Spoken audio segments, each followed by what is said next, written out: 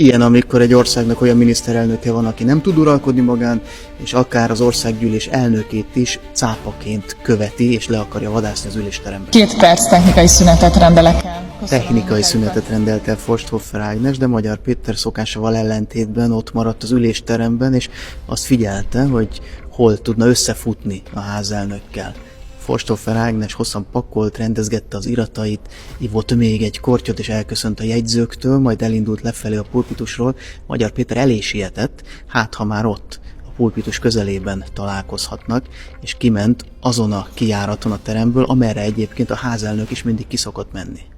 Forsthoffer Ágnes azonban kivételesen nem ment ki a teremből, hanem bement az ülésterem belseje felé, és leült oda a képviselői padsorokban, ahol egyébként neki normál képviselőként a helye van. Akkor visszarohant az ülésteremben Magyar Péter, néhány másodperccel később azonban felpattant a helyéről Forsthoffer Ágnes, és egy másik kijárat felé vette az irányt.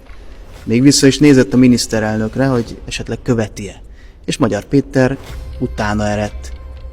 És amikor elhagyták az üléstermet mindketten, akkor történt a szemtanúk szerint példátlan hangvételű veszekedés közöttük.